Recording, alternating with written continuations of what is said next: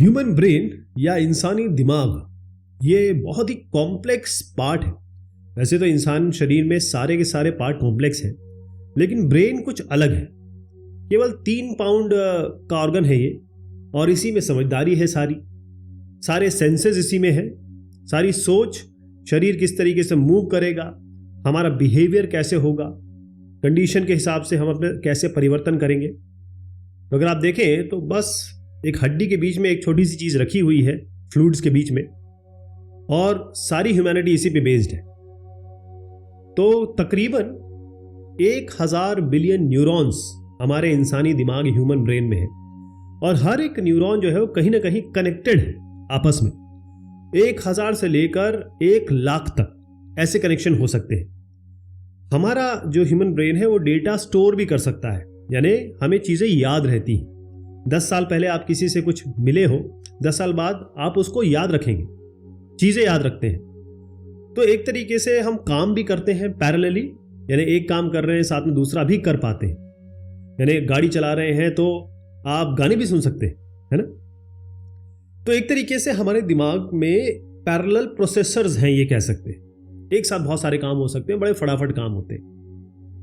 कभी आपने सोचा है कि इंसानी दिमाग या फिर कोई भी ऐसा जानवर जो समझदार है, वो चीज़ों को कैसे रिकॉग्नाइज करता है, आइडेंटिफाई करता है, और कैसे पता करता है ये खाने की चीज़ है, ये खाने की चीज़ नहीं है, ये अच्छी चीज़ है, ये क्या है, प्लास्टिक है, ये पत्थर है।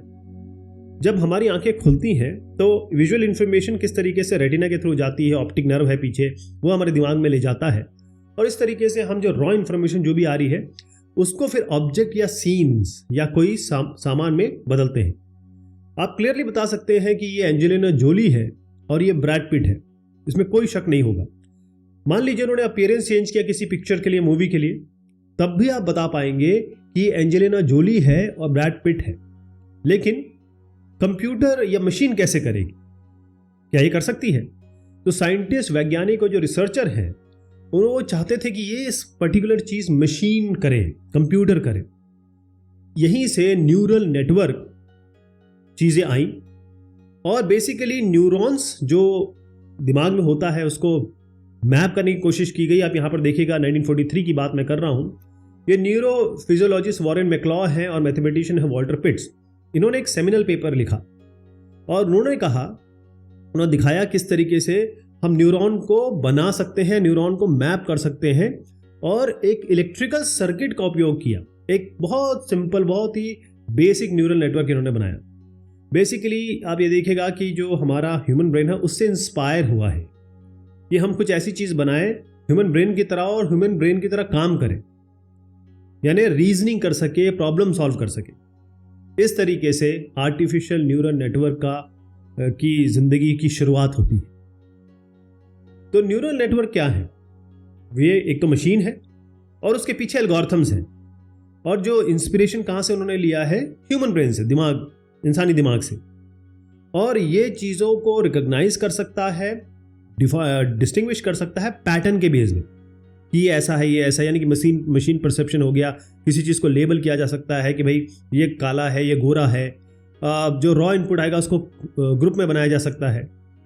तो इसमें क्या होता है, न्यूमेरिकल चीजें हैं, वेक्टर फॉर्म में हम इनपुट करते हैं, यानी कि इमेजेस हो, साउंड हो, मतलब पिक्चर हो, या कुछ आवाजें हो, या टेक्स्ट हो, उसको हम ट्रांसलेट करके इसमें फीड करते हैं।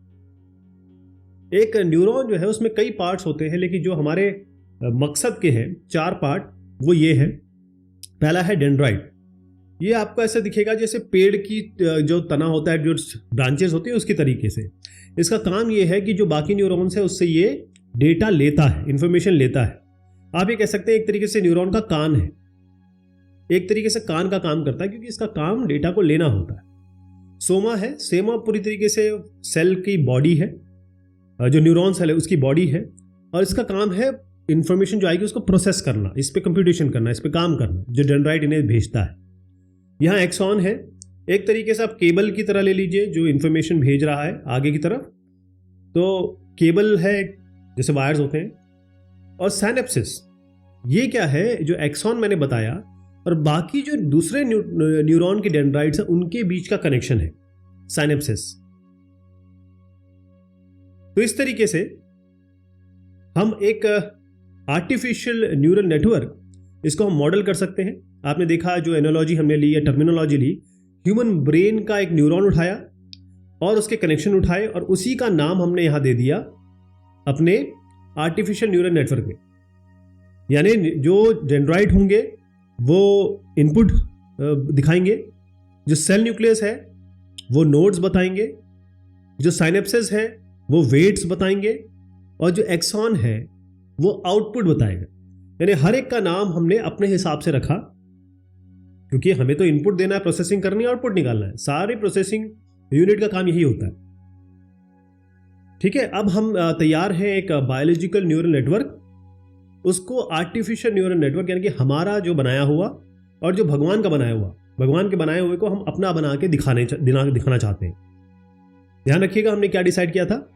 डेंड्राइट्स क्या होंगे, इनपुट होंगे, सेल न्यूक्लियस नोड्स होंगे, साइनेप्सिस वेट्स होंगे और एक्सॉन ये आउटपुट होगा।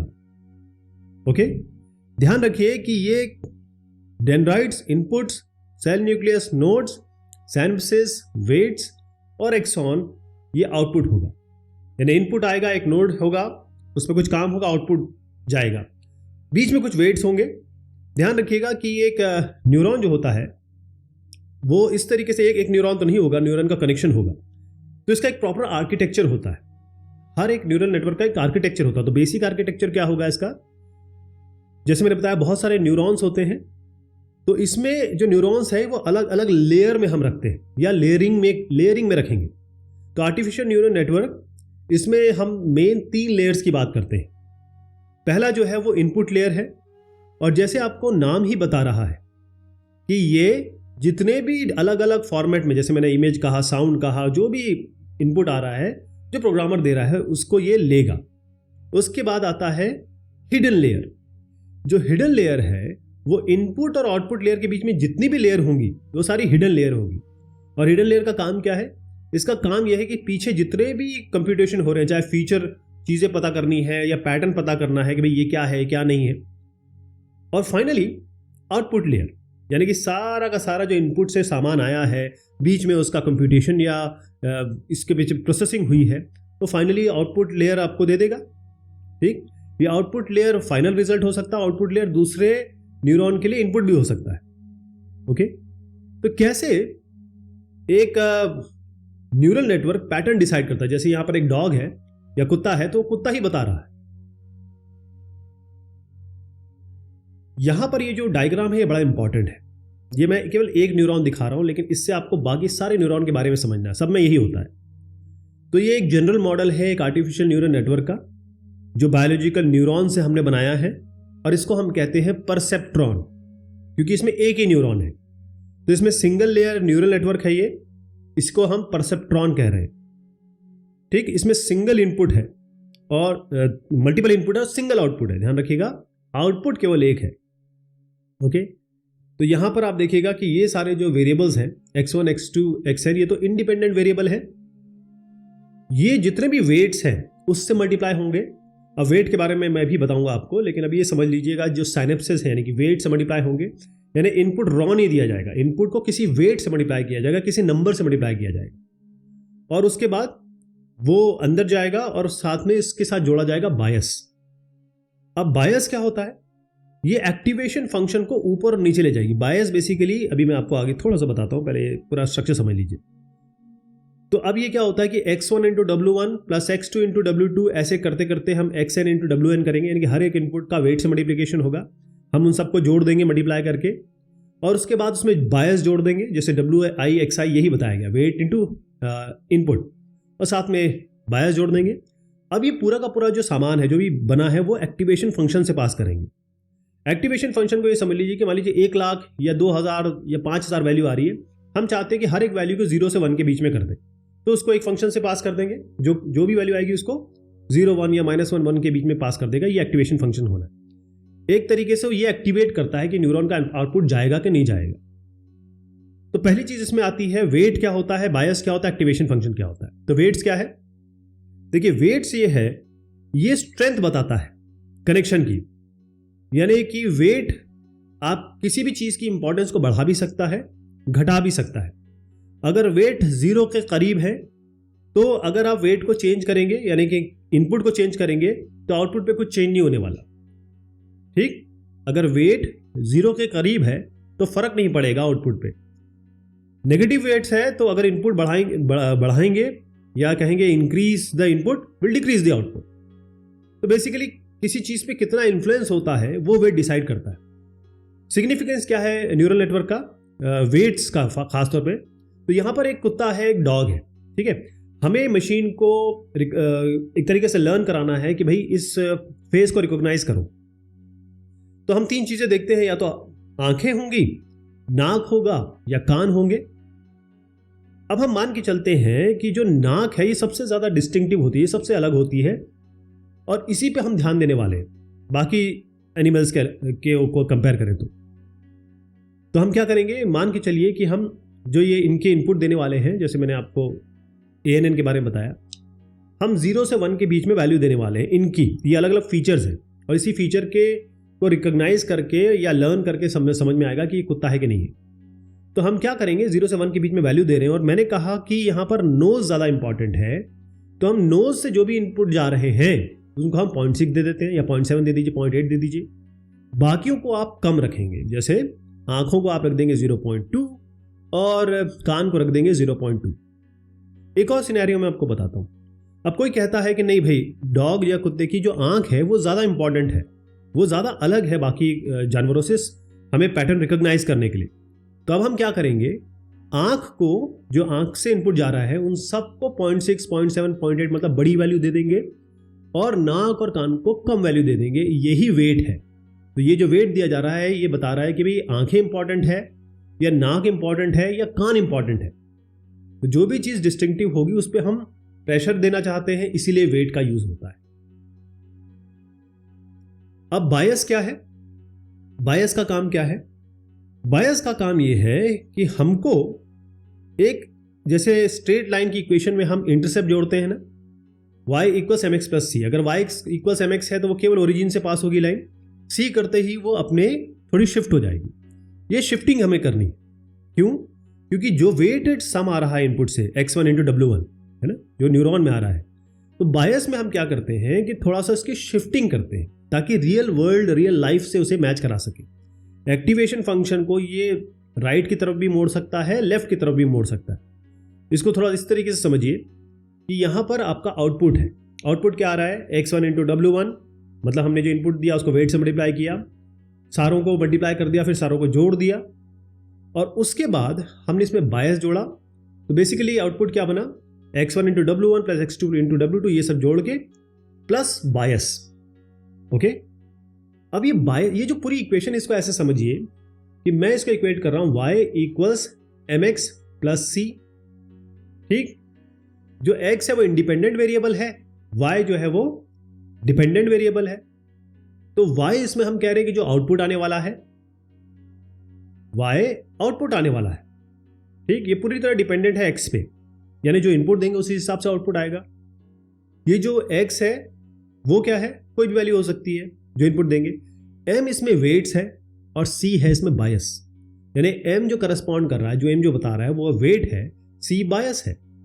और c जोड़ना क्यों जरूरी है, जैसे मैंने आपको बताया, अगर केवल हम y, इस इक्वेशन को y = mx लिख दें, c को हटा दें, 0 बायस कर दीजिए, तो होगा क्या कि हर एक जो सोल्यूशन होगा वो हमेशा 0 से पास होगा। यानी कि जो रियल लाइफ सिचुएशन होती है वो ऐसी नहीं होती कि हर चीज ओरिजिन से पास हो रही है। तो हम क्या करेंगे कि इसको ओरिजिन से या फिर जो आइडियल कंडीशन है वो नहीं रखेंगे। हम कोशिश करेंगे कि जब एक्टिवेशन फंक्शन के पास ये जाए तो ऐसा जाए जिसमें कुछ प्रॉपर वैल्यू जाए। तो y = mx + c जैसे ही जोड़ेंगे तो ये ओरिजिन से शिफ्ट करा देंगे, यानी जो बायस का इंट्रोडक्शन किया है वो इसको और फ्लेक्सिबल बना देगा, रियल लाइफ वाला बना देगा। एक्टिवेशन फंक्शन क्या है, इसको आप स्विच समझ सकते हैं एक तरीके से। तो ये गेट है कि भाई जो न्यूरॉन है ये एक्टिवेट होगा कि नहीं होगा, यानी कि इससे कंटेंट आगे जाएगा नहीं जाएगा। बहुत सारे हजारों न्यूरॉन्स हैं, लाखों न्यूरॉन हैं, तो उस न्यूरॉन से चीजें आगे बढ़ेगी कि नहीं बढ़ेगी। तो आप देखिएगा हर एक न्यूरॉन में एक तो वह है सिग्मा WI XI + B, यानी वेट से x का मल्टीप्लिकेशन प्लस बायस, उसके साथ एक्टिवेशन भी होता है। तो ये जो एक्टिवेशन फंक्शन है वो करता क्या है कि जो भी वैल्यू आ रही है उसको एक प्रॉपर रेंज में फिट कर देता है। अगर एक्टिवेशन फंक्शन नहीं है तो ये पूरा का पूरा जो आप काम कर रहे हैं ये आर्टिफिशियल न्यूरल नेटवर्क नहीं होगा, ये सिंपल लीनियर रिग्रेशन मॉडल हो जाएगा, यानी एक लाइन की फिटिंग हो जाएगी। तो जब हम इजी प्रॉब्लम सॉल्व कर रहे हैं तब तो आप लीनियर रिग्रेशन मॉडल लेंगे कि एक लाइन बना दीजिए, उसको फिक्स कर दीजिए। लेकिन जब हम कॉम्प्लेक्स प्रॉब्लम सॉल्व कर रहे हैं तब ये काम नहीं चलेगा। अगर हमको एक गाड़ी चलानी है बगैर आदमी के या फिर रोबोट पहुंचाना है मार्स में, मान लीजिए 29326 नंबर आता है, एक एग्जांपल ले रहा हूं एक्टिवेशन फंक्शन के पास, तो वो क्या करेगा, इसके 0 से 1 के बीच में, क्योंकि इतने से बड़े बड़े नंबर सारे न्यूरॉन से आ रहे होंगे, एक्टिवेशन फंक्शन का काम है कि भाई इसको 0 से 1 के बीच में कर दो ताकि हम आराम से इसको मैनेज कर सके। तो ये सारे एक्टिवेशन फंक्शन आप देख रहे हैं, तमाम यूज कर सकते हैं आप। एक्टिवेशन फंक्शन को हम दो भाग में डिवाइड करेंगे, एक लीनियर है जिसे हम आइडेंटिटी एक्टिवेशन फंक्शन भी कहते हैं, और दूसरा है नॉन लीनियर या नॉन लीनियर एक्टिवेशन फंक्शन। तो ऐसा करते हैं कि इसमें से 2-3 मैं आपको बता देता हूं। सिग्मॉइड हो गया जिसको हम लॉजिस्टिक भी कहते हैं, टेनएच है जिसको हम हाइपरबोलिक टेंजेंट भी कहते हैं, और रेलयू भी कहते हैं, रेलू भी कहते हैं। यह है रेक्टिफाइड लीनियर यूनिट। देखिए जो पहला मैंने आपको बताया सिग्मॉइड और लॉजिस्टिक, अभी आपको केवल इतना समझना है कि इसकी इक्वेशन है 1/1 + e⁻⁻x। जो भी वैल्यू आने वाली है एक्टिवेशन फंक्शन के पास वो x में रखी जाएगी, लेकिन जो भी वैल्यू आएगी वो 0 से 1 के बीच में दबा दी जाएगी या फिर कहें बाउंड्री में फिक्स कर दी जाएगी। ऐसी दूसरा है टेनएच hyperbolic tangent, e⁻x - e⁻x / e⁻x + e⁻x। इसको रेंज जो है -1 से 1, ये तो हम चाहते हैं कि ये इतनी बड़े नंबर ना आए, छोटे में फिक्स कर दें हम। ऐसे रेलू भी बहुत यूज हो रहा है, ये 0 से इन्फिनिटी तक इसकी वैल्यू आ सकती है, यानी कि बाएं तरफ देखिएगा कोई भी वैल्यू नहीं है, इस बार 0 है, लेकिन जैसे आप दाएं तरफ जाएंगे ये इन्फिनिटी तक जाती है, यानी कि जो भी वैल्यू जाएंगे मैक्सिमम और 0 ऑफ x देगा। एक न्यूरॉन में एक्चुअल कंप्यूटेशन क्या हो रहा होता है, तो x1 बेसिकली आप इनपुट दे रहे हैं, कुछ मैथमेटिक्स कर रहे हैं और आउटपुट आ रहा है, ये तो होता है। तो यहां पर देखिएगा कि 2 इनपुट न्यूरॉन में आपको दिखा रहा हूं, 3 चीजें हो रही हैं। पहली चीज, हर एक इनपुट मल्टीप्लाई हो रहा है वेट से। वेट बताएगा कि भाई कौन सी चीज इंपॉर्टेंट है, कौन सी धारा, कौन सी लिंक इंपॉर्टेंट है, कौन सी नहीं है। तो x1 × W1, x2 × W2, ये पहली चीज हो रही है। उसके बाद क्या होगा, ये जितना भी आपने मल्टीप्लिकेशन किया उनको जोड़ेंगे, यानी x1 × W1 किया, x2 × W2 किया, उन सबको जोड़ देंगे और साथ में एक बायस भी जोड़ देंगे। बायस मैंने आपको बताया था कि क्या करता है, बेसिकली ओरिजिन व लाइक वैल्यू को हम रियल लाइफ में कन्वर्ट करते हैं, थोड़ा सा सरकाते हैं उसको अपने तरफ से। बायस जोड़ दिया। अब ये सारा जो जोड़ हो गया इसको हम एक एक्टिवेशन फंक्शन के थ्रू पास कर देते हैं। एक्टिवेशन फंक्शन का मेन चीज ये है कि जो इधर उधर डेटा आ रहा है 2 लाख 5 लाख 2000 3000, इन सबको 0 से 1 के बीच में कर दो, -1 से 1 के बीच में कर दो, यानी कि इनको ऐसी वैल्यू कर दो जिससे हम आराम से डील कर सके, कंप्यूटर मशीन आराम से इसे डील कर सके। तो एग्जांपल लेते हैं। यहां पे देखिए, यहां पर वही न्यूरॉन है जिसमें 2 इनपुट है और हम जो एक्टिवेशन फंक्शन यूज करेंगे वो सिग्मॉइड यूज करेंगे। यहां पर हमारी जो इनपुट है x1 और x2 की वो 2 और 3 है। सिंपल वैल्यू लेते हैं, x1 में 2 जाएगा, x2 में 3 जाएगा। ये x1 x2 है, इसको वेक्टर फॉर्म में लिखा है, इसी फॉर्म में ये मशीन में जाता है, इसलिए इसी फॉर्म में लिखा हुआ है, क्योंकि आप पाइथन वगैरह या किसी में इसमें इंप्लीमेंट करेंगे तो आपको ऐसे लिखना पड़ेगा। जो वेट है वो 0 और 1 है, यानी जो वेट मतलब पहली लाइन का स्ट्रेंथ कम है, दूसरी लाइन का स्ट्रेंथ ज्यादा है, इसलिए 0 1। अब हम इनपुट देते हैं न्यूरॉन को, जो मैंने कहा 2 और 3 आएगा, x1 2 है, x2 3 है। अब उसके बाद हम x1 × W1 करेंगे और x2 × W2 करेंगे। हमारे पास सारी वैल्यू है, x1 2 है, x2 3 है, ये आपके इनपुट वैल्यूज होंगी। W1 वेट 0 है, W2 1 है, तो यहां से हमको वैल्यू मिल गई। तो हम क्या करेंगे, 2 × 0 करेंगे, 3 × 1 करेंगे अलग अलग और इनको जोड़ देंगे। और जब सब सारे जुड़ जाएंगे तो उसके बाद हम इसमें बायस जोड़ देंगे। बायस 2 × 0 कर रहे हैं, 3 × 1 कर रहे हैं और साथ में एक बायस जोड़ रहे हैं, ये 4 जोड़ दिया हमने। तो फाइनली हमारे पास 7 आ गया, मतलब 2 × 0 + 1 × 3 + 4। अब ये जो 7 है इसको हम वो एक्टिवेशन फंक्शन से पास करना है। 7 तो एक नॉर्मल वैल्यू है, इसको आराम से डील कर सकते हैं, लेकिन 7 करोड़ वैल्यू आ गई तो क्या करेंगे आप, उसको डील करना बड़ा मुश्किल होगा, तो उसको हमें दबाना पड़ेगा, हमें किसी बाउंड्री में डालना पड़ेगा। तो हम सिग्मॉइड फंक्शन यूज़ कर लेते हैं। रेंज इसका 0 to 1 है, जो भी वैल्यू आएगी वो 0 से 1 के बीच में रहेगी। बहुत आसान हो जाएगा क्योंकि एक न्यूरॉन तो नहीं है, हज़ारों लाखों न्यूरॉन होते हैं। तो जैसे ही हम 7 पास करेंगे इस एक्टिवेशन फंक्शन सिग्मॉइड से, ये आपको 0.999 देगा। ठीक है, ये रिजल्ट आता है और ये रिजल्ट मैं अभी आगे बताता हूँ आपको एक प्रॉपर नेटवर्क बता के। तो यहाँ पर एक पूरा एक नेटवर्क बनाने की कोशिश की है जिसको हम फीड फॉरवर्ड नेटवर्क कह रहे हैं। क्या कह रहे हैं? फीड फॉरवर्ड नेटवर्क है। और यहाँ पर देखिए, ये केवल क्योंकि न्यूरल नेटवर्क क्या होता है, न्यूरॉन्स होते हैं, तो यहाँ बहुत सारे न्यूरॉन्स हो सकते हैं। हम 2 न्यूरॉन लेके चल रहे हैं या फिर एक नेटवर्क बनाने की कोशिश कर रहे हैं। यहाँ पर 2 इनपुट्स है, एक हिडन लेयर है और हिडन लेयर में 2 न्यूरॉन्स है, H1 और H2, और आउटपुट लेयर है जिसमें O1 एक और न्यूरॉन है। अब आप देखिएगा कि जो O1 में इनपुट आ रहा है वो H1 और H2 से आ रहा है, तो इसीलिए इसको हम नेटवर्क कह रहे हैं, क्योंकि ये सारे के सारे इनपुट आउटपुट आपस में कनेक्टेड है। तो इनपुट और आउटपुट लेयर के बीच में हिडन लेयर होती है। हिडन लेयर कितनी भी हो सकती है क्योंकि यहीं पे कंप्यूटेशन हो रहा है, अभी मैं आपको दिखाऊंगा। तो हम इनपुट वैल्यू दे रहे हैं, फिर से वही लेते हैं 2 और 3, मतलब x1 के पास होगी, x1 से हम 2 पास कर देंगे और x2 से हम 3 पास कर देंगे। वेट भी वही रखते हैं, 0 और 1, वेट भी वही रखते हैं। लेकिन इस बार एक काम करते हैं कंप्यूटेशन आसान करने के लिए, क्योंकि आप केवल समझ रहे हैं, तो बायस को हम 0 कर देते हैं। अभी बायस कोई ना कोई वैल्यू होनी चाहिए, लेकिन हम बायस को 0 कर देते हैं। और जो फंक्शन हम यूज़ कर रहे हैं एक्टिवेशन फंक्शन सिग्मॉइड, मतलब हमें पता है जो भी हम डालेंगे, कितनी बड़ी कितनी छोटी वैल्यू, वो 0 से 1 के बीच में उसे लाके हमें दे देगा, जो हम हैंडल कर सकते हैं आराम से। तो बहुत ध्यान से देखिएगा, एक एक स्टेप वाइज मैं आपको बता रहा हूँ कि अब ये पूरे नेटवर्क का काम हो रहा है। तो x1 में हम 2 दे रहे हैं, x2 में 3 दे रहे हैं। उसके बाद वेट जो 1 है, W1 वो 0 है, तो क्योंकि x1 का वेट कम है, 0 0 दे दीजिए। इसको चेंज कर सकते हैं, 0.2 कर सकते हैं, 0.6 कर सकते हैं, आपके ऊपर है, अभी मैं समझाने के लिए कर रहा हूँ। वेट 2 जो है उसको 1 1 मार ले रहे हैं।